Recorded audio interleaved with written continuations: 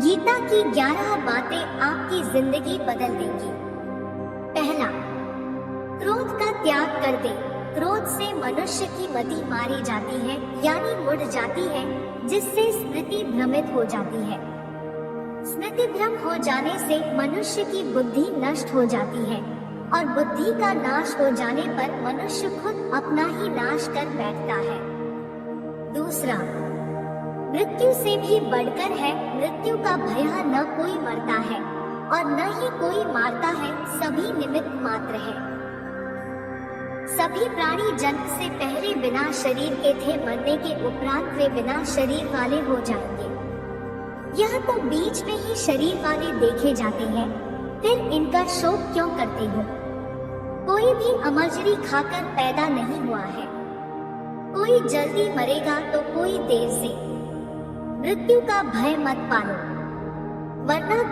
मरना तो सभी को एक न एक दिन है। जिसने जन्म लिया है उसकी मृत्यु तय है। तीसरा, आत्मा अजर अमर है। आत्मा को न शस्त्र काट सकते हैं, न आग उसे जला सकती है, न पानी उसे भिगो सकता है, न हवा उसे सुखा सकती है। जो लोग यह मानते हैं कि मरता सिर्फ शरीर है, आत्मा नहीं। मेरे अपने जो मर गए असल में वे मरे नहीं हैं, उन्होंने तो देह छोड़ी है, वे कहीं और जन्म लेंगे। ऐसे लोग ही सच्चा मार्ग ढूंढ लेते हैं। चौथा, कोई हमारा अपना नहीं है।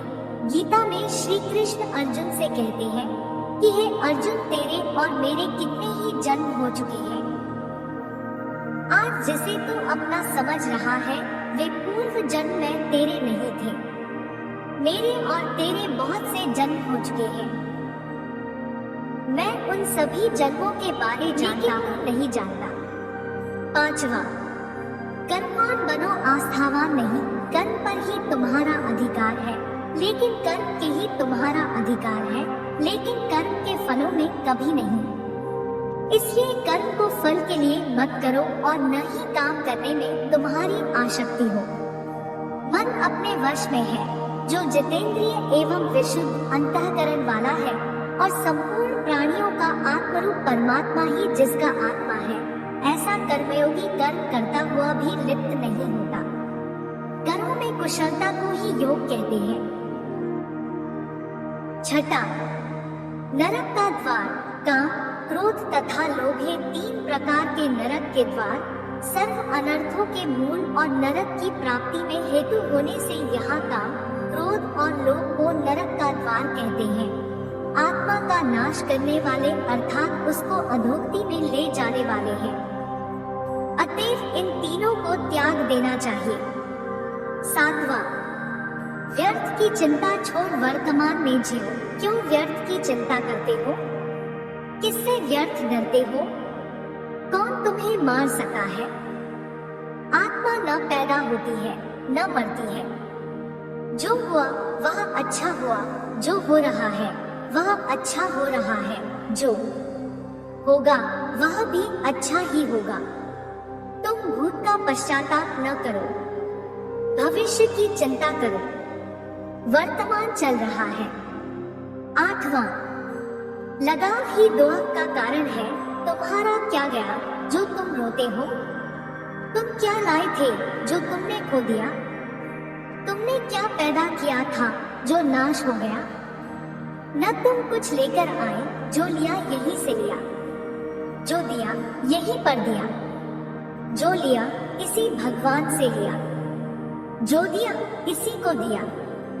खाली हाथ आए और खाली हाथ चले जाओगे। जो आज तुम्हारा है कल और किसी का था, परसों किसी और का होगा।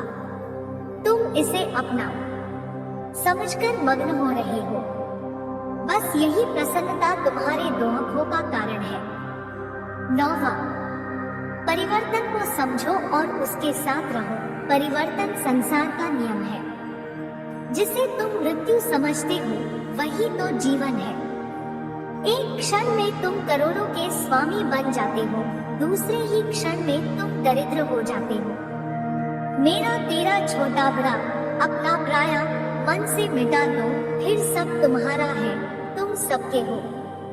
न यह शरीर तुम्हारा है, न तुम शरीर के हो। यह अग्नि, जल, वायु, पृथ्वी, आकाश से बना है और इसी में मिल जाएगा, परंतु आत्मा स्थिर है, फिर तुम क्या हो।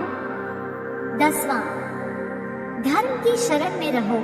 यदि तुम खुद कुछ नहीं कर सकते हो तो श्री कृष्ण कहते हैं कि तुम अपने आप को भगवान को अर्पित करो।